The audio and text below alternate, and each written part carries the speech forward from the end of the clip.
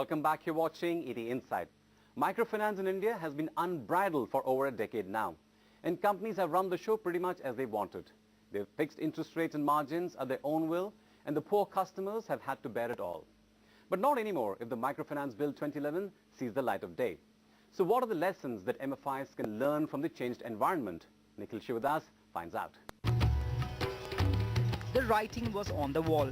Microfinance, the messiah of the poor, had turned predatory. Interest rates on microlending had touched an all-time high of 40 to 60%. The popular belief was that while MFIs were raking in the moolah, the poor were actually becoming worse off. From the customer's point of view, the argument was justified.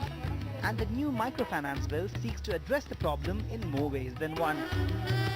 The terms on which loans can be given are all laid down by the RBI. That includes an interest rate cap, it includes transparency in the pricing, it includes disclosure guidelines to customers, it includes no over-indebtedness by ensuring that credit bureaus reports are taken, and so on.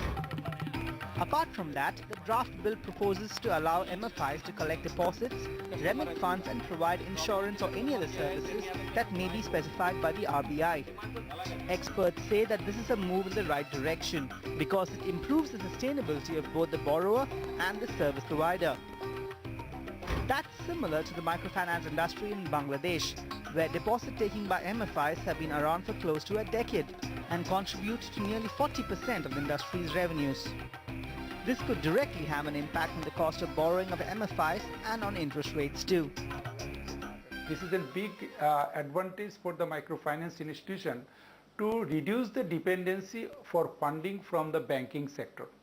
And in that way also, you know, that reduce the cost of the fund for the microfinance institution, which can be slash the interest rate lending to the poor people.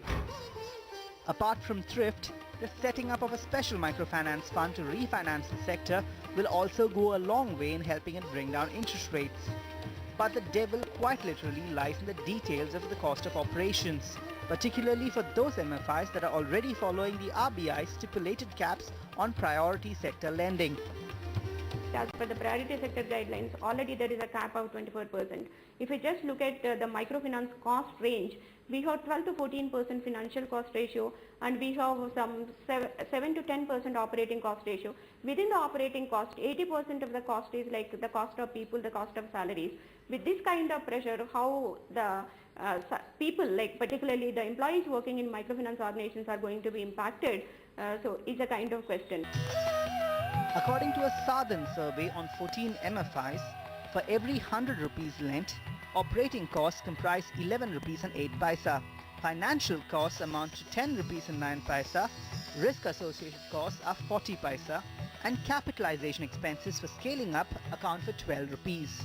The arithmetic is simple. The smaller the loan, the higher the price to deliver it. I think it's important to recognize that there's a fixed cost of delivery. We constantly fall into the temptation of comparing providing financial services to the poor with financial services to the middle class, who actually bear the cost of going to financial institutions. In this, there is a fundamental difference. The service is provided at the doorstep of the poor. So there's a cost to delivery over here, which is embedded in the margins. For instance, for a loan amount of 2,000 rupees, an Indian MFI typically spends about 25% of the total expense as operating cost, versus a paltry 7% in the case of a loan amount of 20,000 rupees, with the profit remaining the same.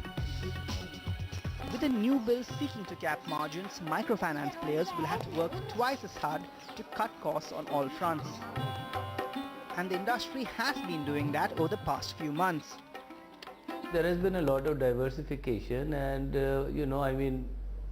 for companies also, they look at more in terms of where they can transact business in the most cost effective manner. So they typically tend to kind of operate more in mature markets, and Andhra, Orissa, West Bengal, these are some of the mature markets where there is a lot of activity of the sector happening. Some of the MFIs I have heard that they are moving away from these weekly center meetings and trying to pilot a new model whereby they may be having fortnightly or monthly center meetings.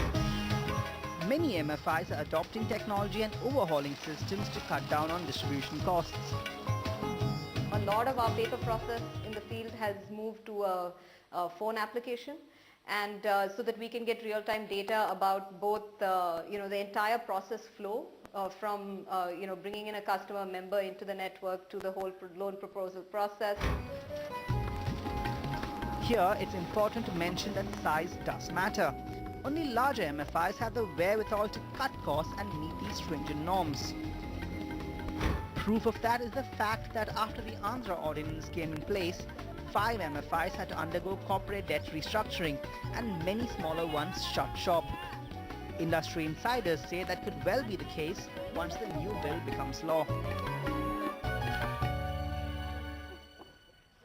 While the details of the microfinance bill are still being debated, there's no doubt that there will be consolidation in the industry. We'll tell you why after this short break. Don't go away.